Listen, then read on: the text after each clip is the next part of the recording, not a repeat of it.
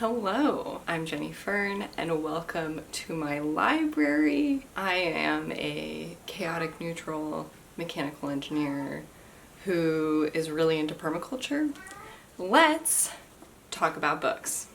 Gordon! Sorry if Gordon was screaming that entire time. I don't know how to appease the big fluffy boy. Today, we are going to do a reading wrap-up. We are going to start with a book that I finished towards the end of September and end with a book that I finished reading towards the middle end of November. So it's about a 2-month span. I'm not super pleased with everything that I've read. I would have hoped to have had another banger time with reading a lot of really good books, and that's just not it. It's not the vibe for today. I did film a version of this that was late at night just on the couch here, and I feel like it looked really bad because I just had overhead lights on. So we're trying this early morning lighting. Apologies if it's a little too dramatic. So the first book that I have for this wrap up is Who Moved My Cheese, which if you watched my reading vlog, you will have an extensive full review of my immediately after reading it take.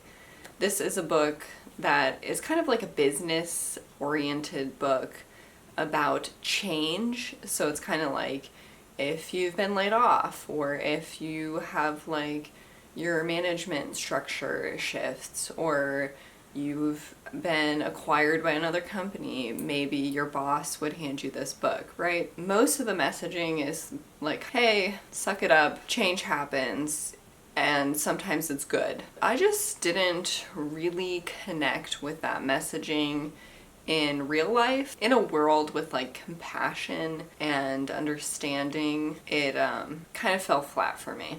I really wanted to be eating a slice of pie while filming this, but I just didn't think it was possible. So the next book that I finished was The Biography of X by Catherine Lacey. The Biography of X is pretty hard for me to explain, but it is an alternate version of the United States with a different history. The country has split into different factions, I guess. So there's like the super religious South, the very liberal, like socialist North. I can't remember what the West was like, but something's going on the West. Our main narrator is a woman who is trying to unravel the mysteries of her wife who has died, and she's writing a biography about her.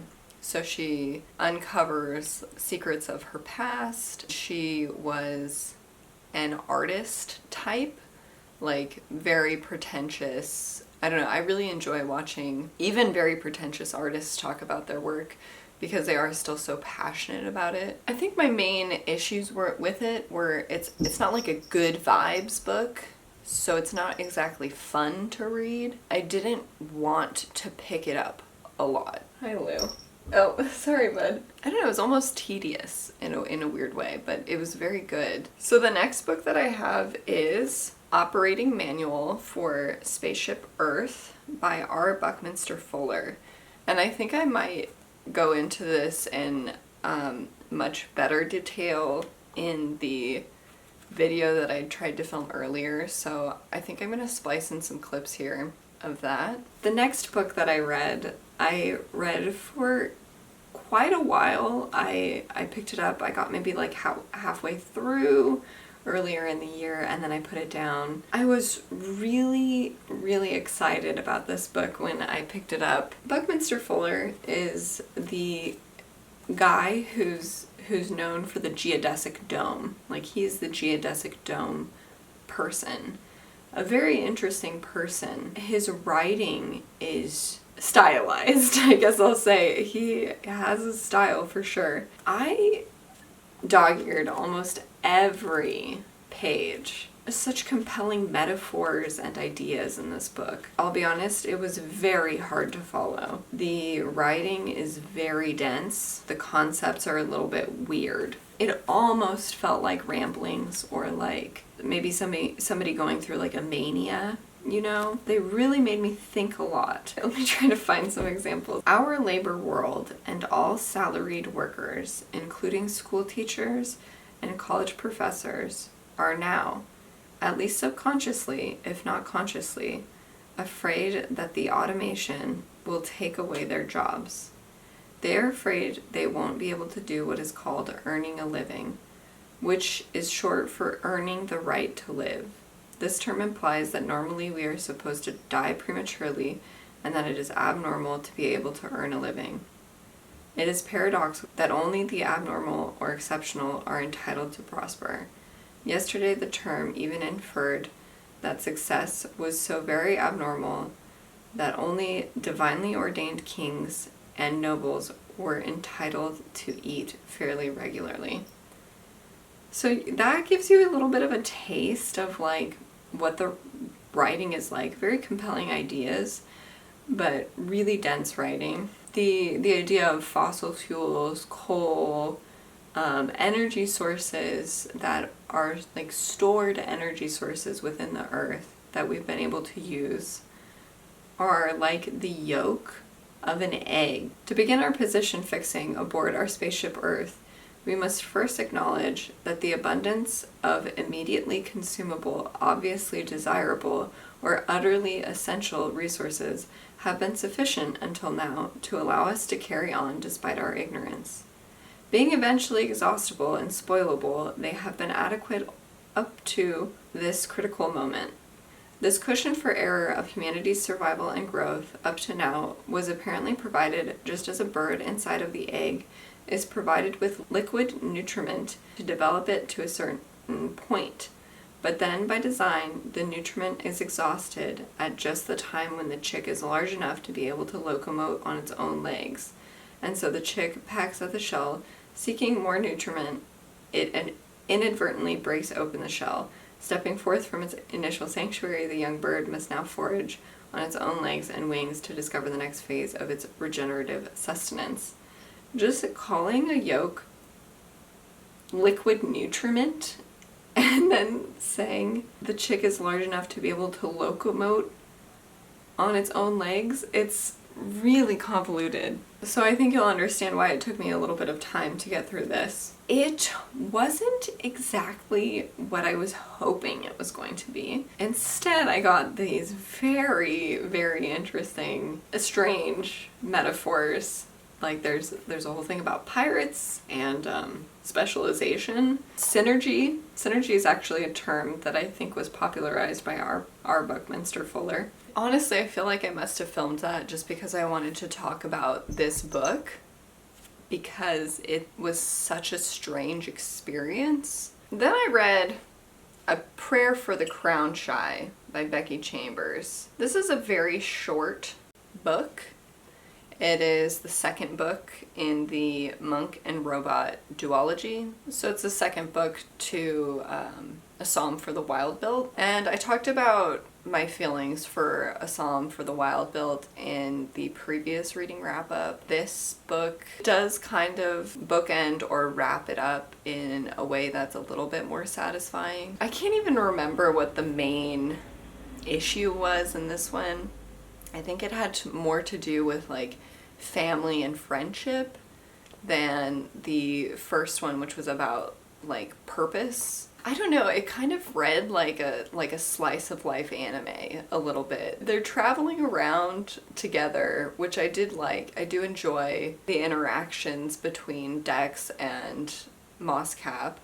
I really like Mosscap. They're a little bit not enough for me. There's something that almost leaves me with like a hollow feeling. The whole idea, the whole concept of having a like science fiction book that's more on the solar punk side, I just adore. Envisioning a world lived differently. I haven't bought either of these books, the Monk and Robot duology. I think I would like to own them, especially because I would like to be able to highlight the passages that I really like. My highlights are in the digital world that I can only see if I rent the book again. The next book that I read was Venko by Cherie Dimeline. The wickedly talented Adele Dazeem. I don't own this book. I got it from the library. I thought it was going to be fun. I really wanted a fun book. This one, it starts very, very slow. Our main character is kind of just going about her life, and she's with her, is it her mom or her grandma? She's with this older woman. She's selected by a magic spoon to join a coven, and she does. She joins the coven.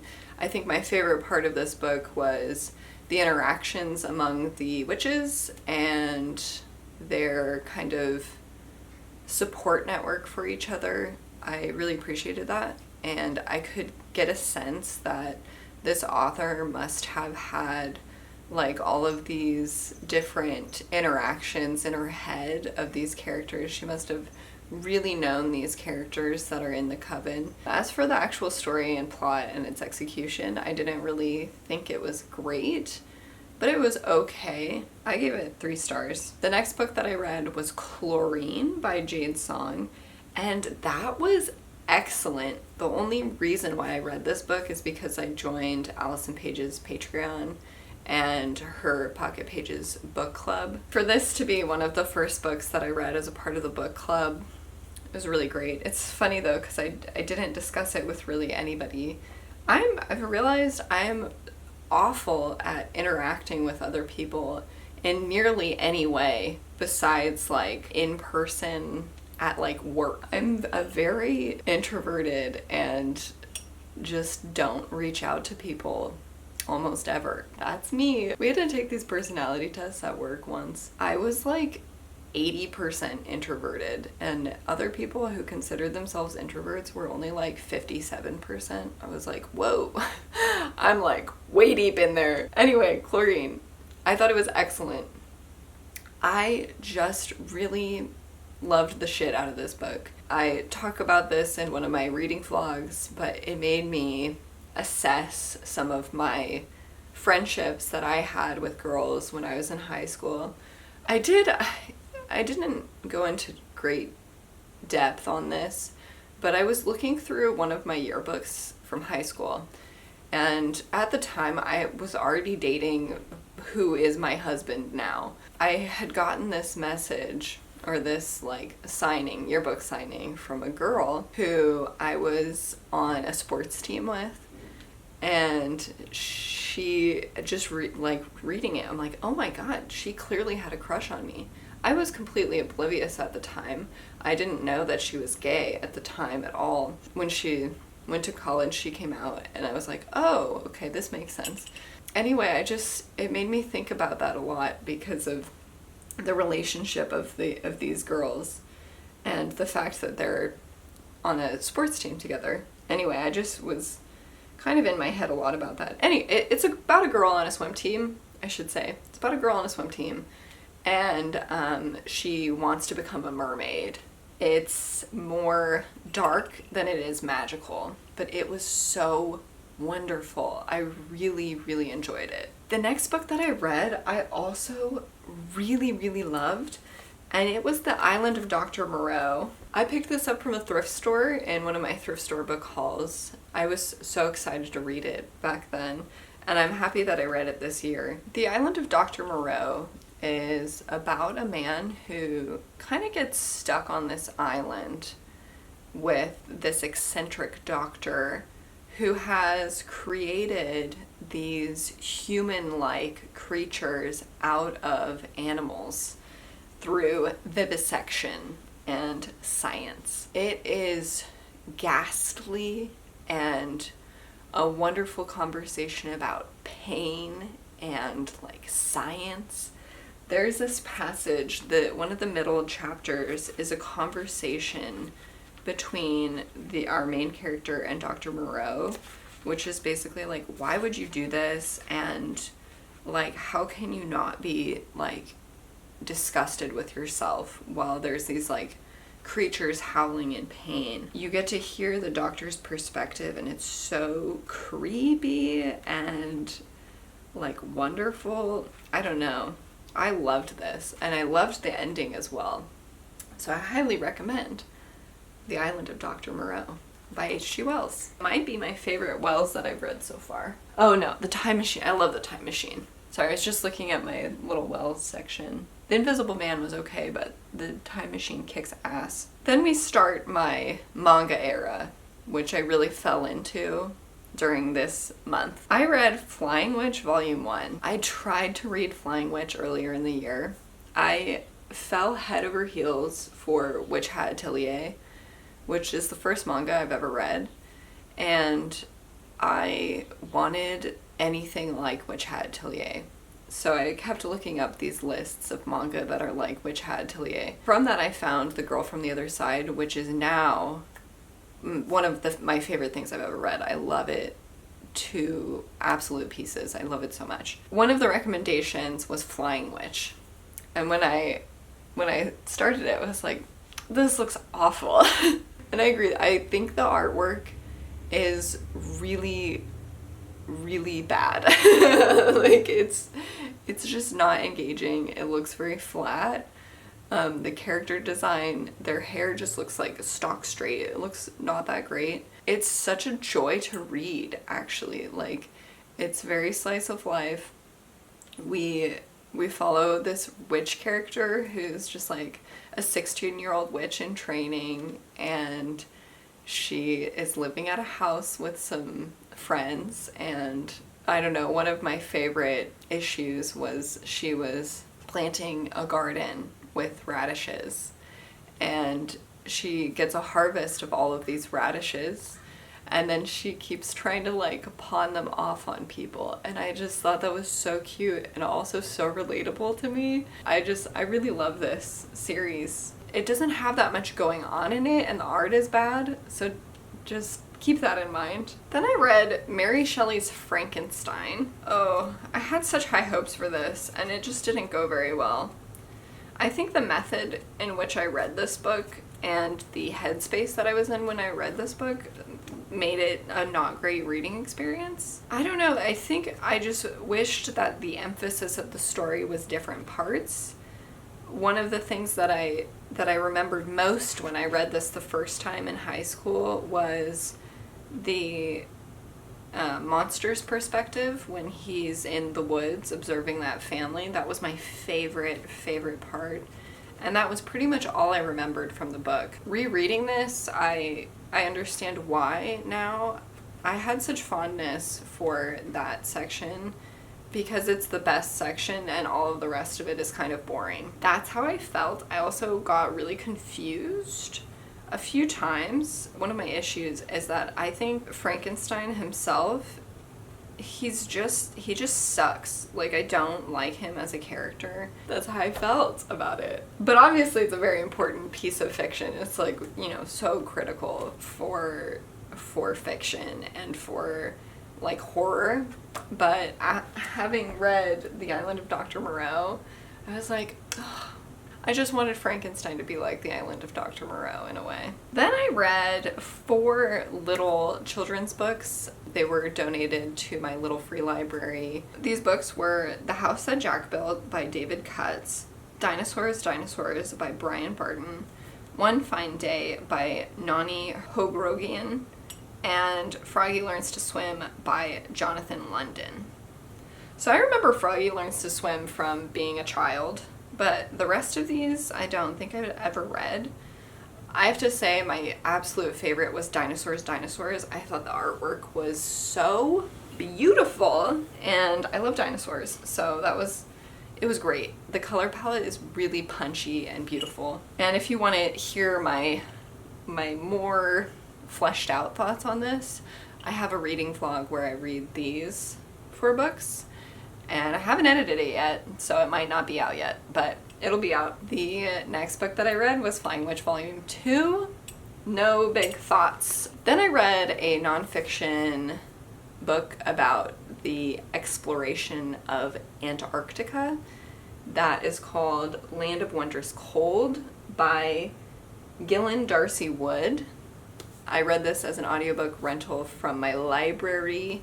I just saw it when I was looking up some other book, and I was like, well, this sounds great. And I read it, and it was pretty good. It had a structure that I really appreciated. We're covering these expeditions, these explorations with these different cast of characters of real life explorers. And so there's that aspect of like exploration. But there's also this scientific geology aspect of like how Antarctica formed. And there's also the aspect of climate change and how Antarctica fits into that whole scenario. So I really loved being able to read about all of those things in one book. I was most disconnected with the explorers because there were just kind of a lot of them. I have a hard time keeping that many people in my brain and like knowing who they are and what they're trying to do. Then I read The Woman in Me by Britney Spears. I did film a reading vlog where I talk about my immediate thoughts after reading this. I don't think that's going to be edited anytime soon, maybe? I just left this feeling so much empathy for her as a person. You can just tell how hurt she's been and is, and how much healing she has to do, basically. She was just so fully taken advantage of by people who are supposed to love and take care of her. And that is really painful to read. I just feel for her. Then I read Silent Earth, Averting the Insect Apocalypse by Dave Goulson. This took me a pretty long time to read, and it really is because the first part of this book is very dire. It does have to do with really, really, really significant declines in our insect population and how it is worse than you think. One of the things that I think is pretty interesting about talking to people about the state of our planet and our natural world, there's this idea that, oh, like every generation has its own apocalypse and it's never as bad as you think. I think it's always as bad as you think, and that we're constantly on the edge of falling apart. And that's just what I believe. And so sometimes it's hard to talk about these things with people because they don't want to hear it. But luckily the last part of this book has to do with specific actions that you can take as an individual to have a positive impact on insect populations.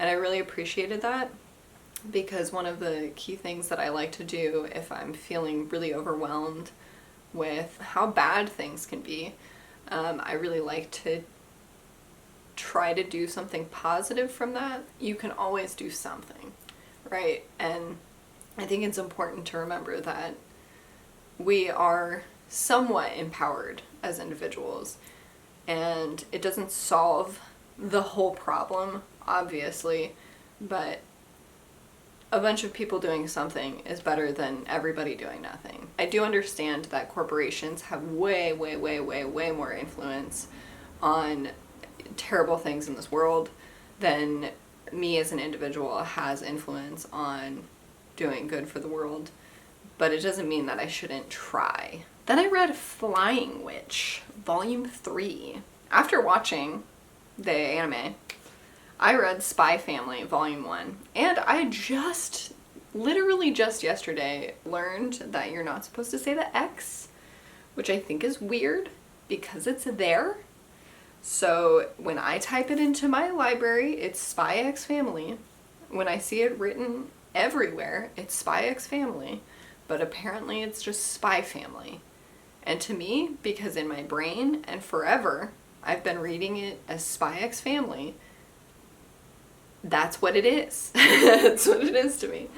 It is about this man who is a spy. There's a world where there's an east and a west, and they're at war with each other. There is this spy organization that is trying to prevent war.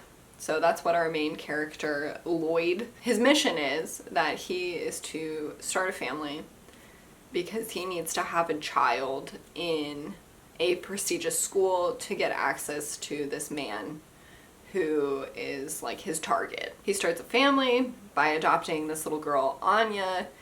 Anya is a mind reader, so she has that little secret, and she is the world's most precious, perfect little girl. I love her to bits.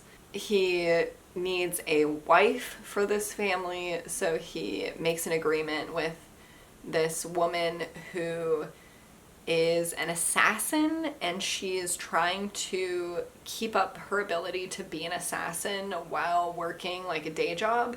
And so that's why she kind of joins this family to make her seem less weird. It's so strangely wholesome and beautiful, like loving. It's just really, really cute to see people care about each other even though they have really no reason to. Strangely super wholesome considering what the concept is. I gave it 5 stars, a 5-star manga. Then I read Station 11 by Emily St. John Mandel. This is a post-apocalyptic kind of story. There's this sickness, like a flu, that goes through and kills a really, really, really huge population. Like, most people die from this flu, and it's a really aggressive sickness. So part of the story takes place when this sickness is starting and people are kind of coping with trying to survive. Part of it takes place afterwards, where there's this traveling theater troupe, and they play instruments too. I don't know, it's like instruments in Shakespeare, I think. I was totally fine reading this book. It was pleasant enough. Like, there wasn't anything wrong with it, really. It just wasn't that important to me. I just really didn't super connect with it, but I didn't have a bad time. Then I read Spy Family Volume 2. Again, just adore it so much. I adore it so much. I give it 5 stars. I cannot wait to own these books. They're so cute. And then I read Flying Witch Volume 4. I gave that 4 stars. And then I read Vert by Jeff Noon. A while back, I had this obsession with the Agora Hills music video by Doja Cat. And I looked up books that had the same aesthetic notes as her music video. I used ChatGPT, and it did a pretty good job for some of it. So for example, the Virgin Suicides was associated with like the super feminine, and then for the Y2K elements and like the liminal space elements, we got Vert, which to me is not really anything like that music video, but I can kind of get where there is a little bit of a connection. So in Vert, it's really just its own world. You start reading it and there's all these different words, there's these different ways of speaking, all these words for things that you don't fully understand. And it has to do with kind of like an Inception-y kind of vibe, or like a Matrix-y vibe. There are these feathers that you use kind of like a drug, and they get you into this like dream state or this like virtual reality kind of state. Then there's stuff that goes on in that world. And the main plot is that this guy is trying to find his sister. And this is one of the things that I'm the most confused about, is it seems like he's like sexually in love with his sister. And so now I'm like really confused if it's his actual biological sister, or like, why does he call it her his sister? You know what I mean? Like, or is it just like a weird perverted guy? You know, I was genuinely confused by that. So he's trying to find this woman who he's both in love with and like might have a familial connection with him. Anyway, she's like trapped in this space and he's trying to find her and pull her out. That's basically what the plot is. It was very, very weird. It wasn't exactly pleasant to read. It wasn't bad, but I didn't really like it. I don't know if I would recommend this to people, and I don't think I would ever read it again.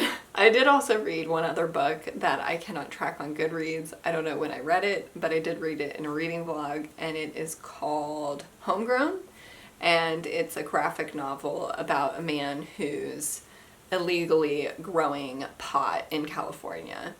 And it was really interesting, strangely like quite educational.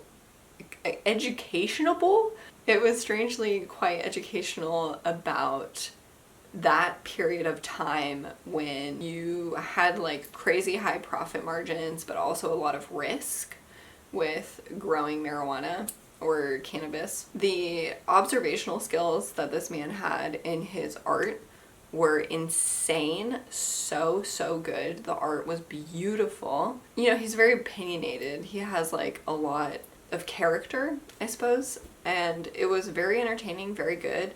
I thought it was excellent. If I could track it in Goodreads, I would have given it 5 stars. So that's it. That's my kind of weird, lackluster, in a way, reading update. It was Thanksgiving yesterday. I don't know if that was clear by the pie comment. My guts are kind of messed up. But I think I am gonna eat that pie now. One of my previous videos, I was wearing a hat that I made. I also made this hat. It's a season of wearing hats that I made. And I cross-stitched this little flower, right? You would think if you're gonna cross-stitch a flower and you're gonna use like the cross-stitching fabric, that you would cross-stitch the flower and then attach that flower to your hat as if it's a patch. I didn't think it through at all. And I stitched through the entire thing for the whole pattern. So this thing's locked on there. It's like fully, I gotta show you guys. It's like fully integrated, which is just not the way that you would go about constructing something like this. I hope you enjoyed this. I hope you have a wonderful week. And thank you so much for watching.